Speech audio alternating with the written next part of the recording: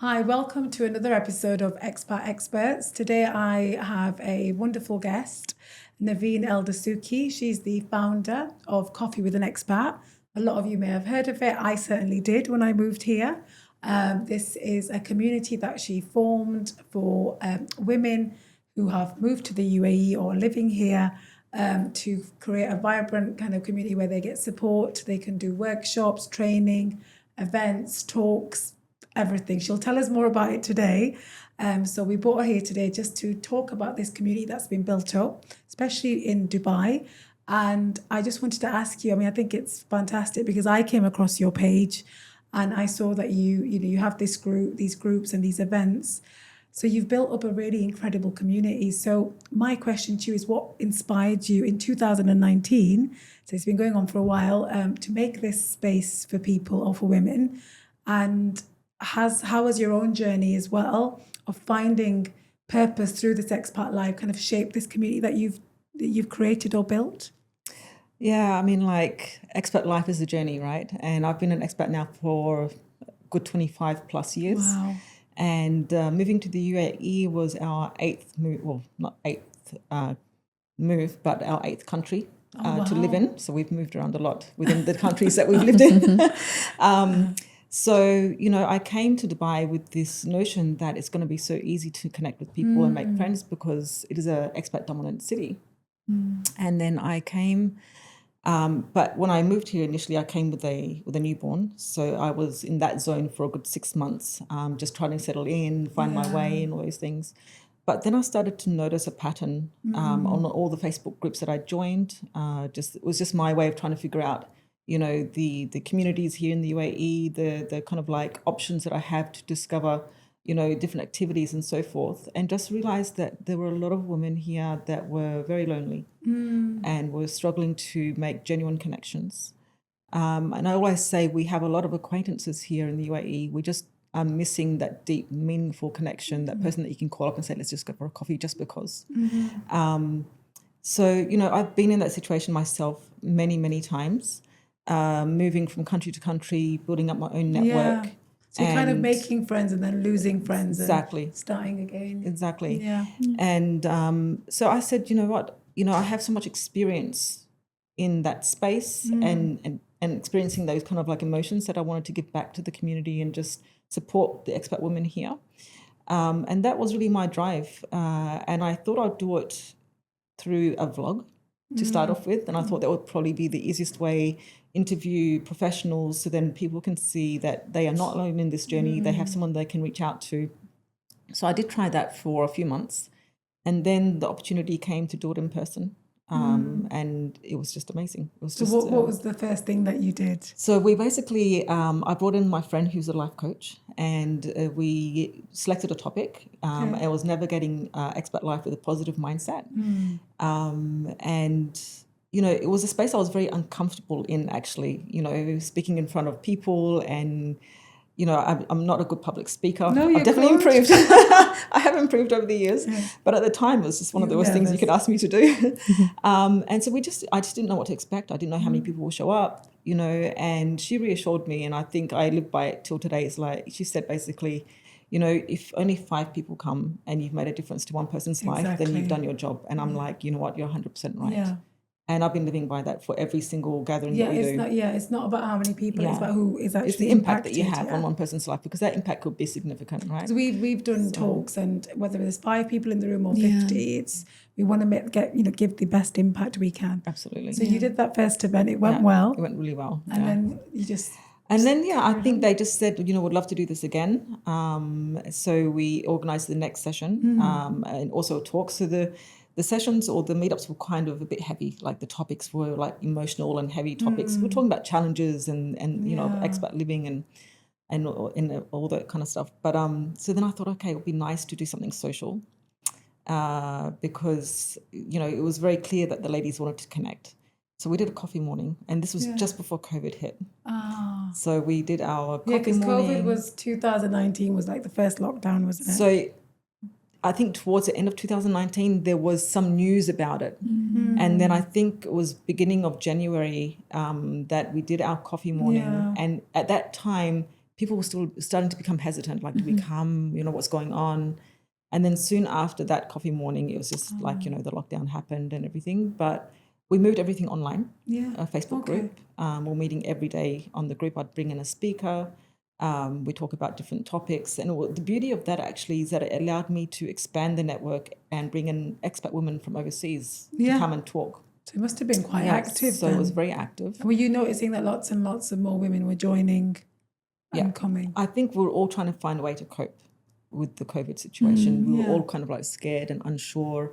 What does this mean? How long is it going to be? And COVID was a tough situation for tough. a lot of people. I mean, like, you're at home now 24 hours. And you can't travel or do anything. You can't travel. You're very constrained in your environment. And, it's even harder for those that were living in apartments, for example. Yeah. Very limited, movement.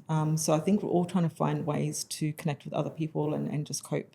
And that was my escape. That was my coping mechanism, that I could go on there, have speakers, connect with other expat women from around the world, share our fears, our concerns, and laugh. I even went to the point that I brought an opera singer on, and she sang opera to us from her lounge room on a Facebook group. So it was it was amazing. Yeah. I'm like, so it's just kind of grown since then, hasn't it? It has.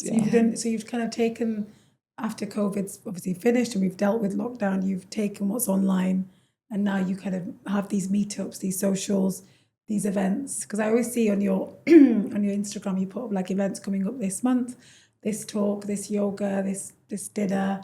It's great. It's great. You're doing so many things. Yeah.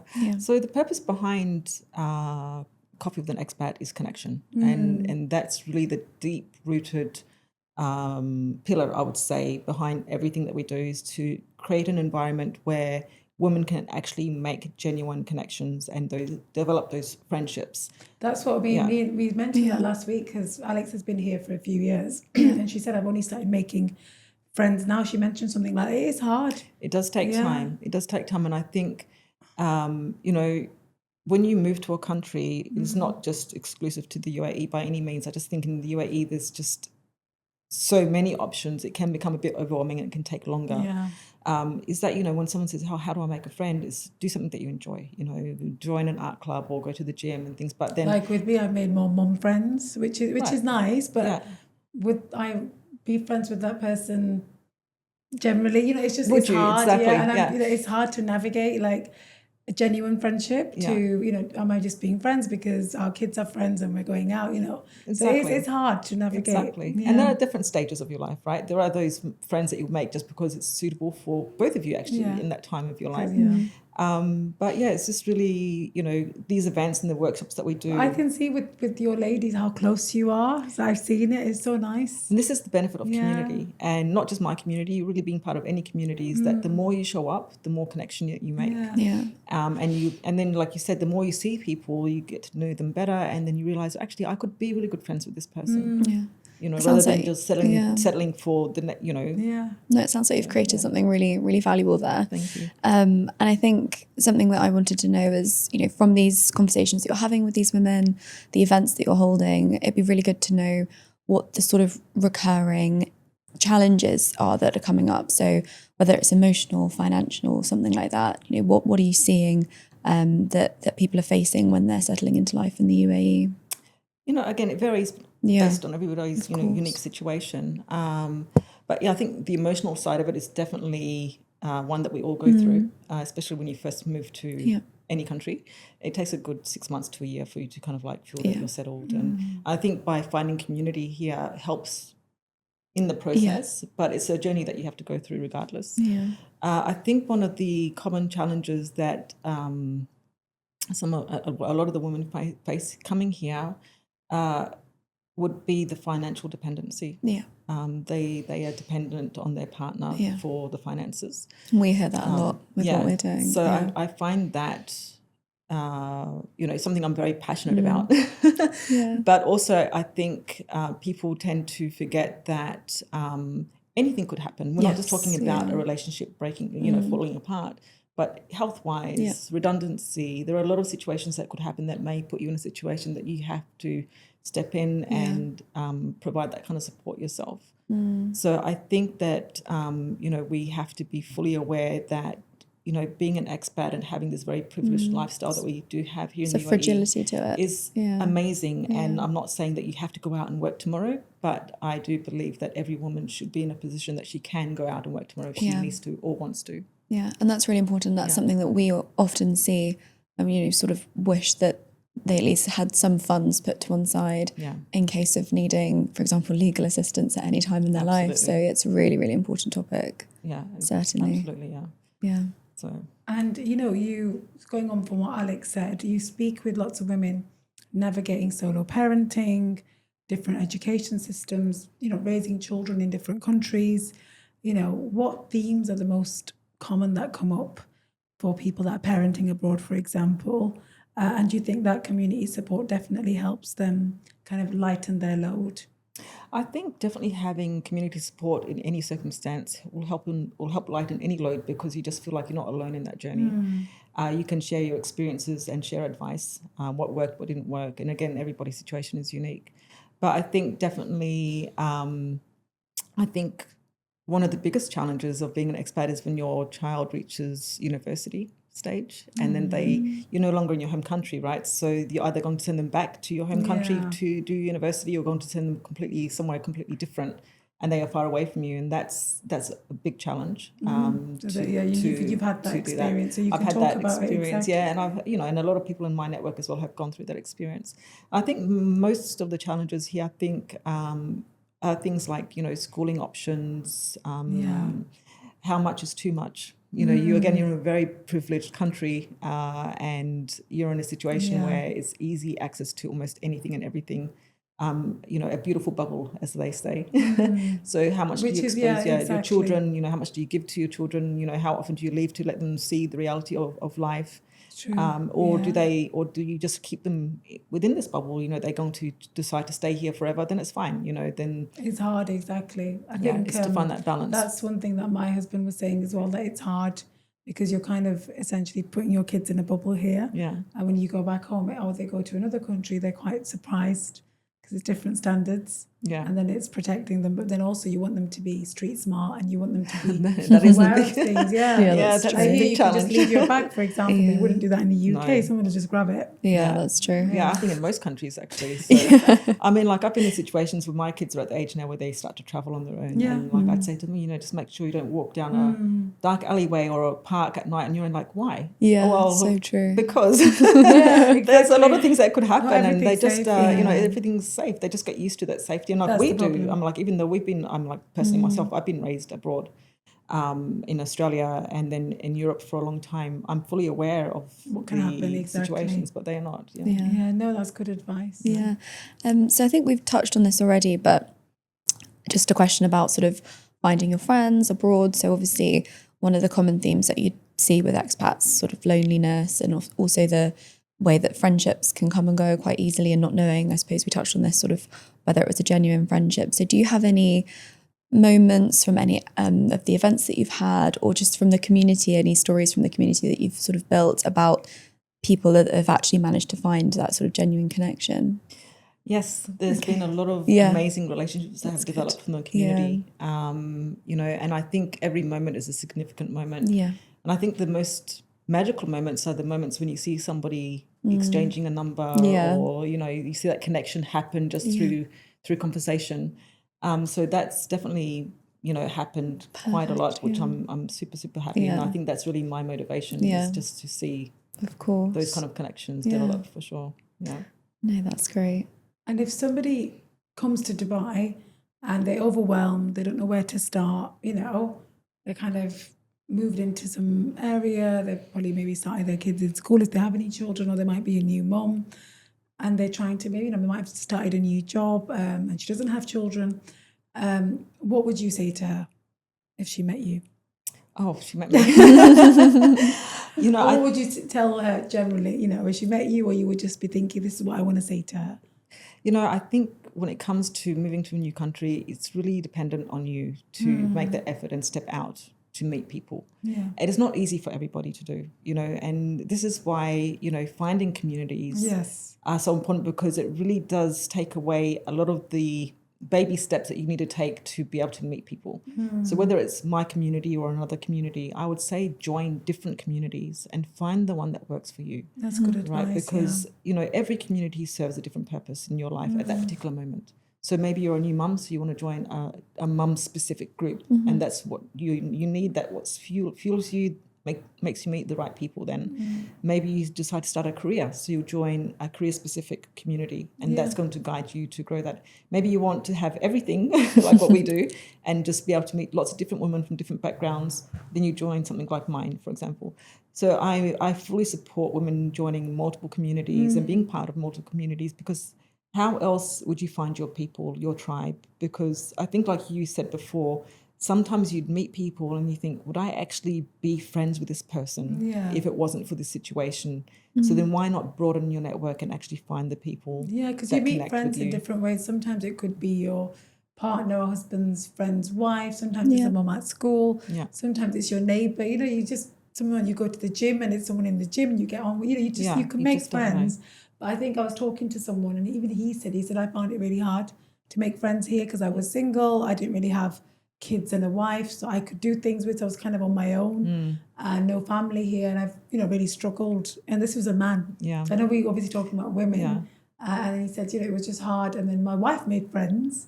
I think it's actually harder for men. To make friends. Like my wife made friends from when she had lots of friends, and then when we got married, she had her friends, but I then got. He was like, I just found it hard because I was working all day, coming home, and then not really having time to who do I make friends with? Yeah. And I didn't really get on with people at work to that degree that I wanted to socialize with them as well, because some people like to keep things separate. So I think for men it's an interesting topic as well. It is very interesting. Is there any groups for men? There are groups for men. Yeah, I think it's developing. I've been approached many times saying, do you have a men's version? I'm like, I don't. Do you want to lead it for me?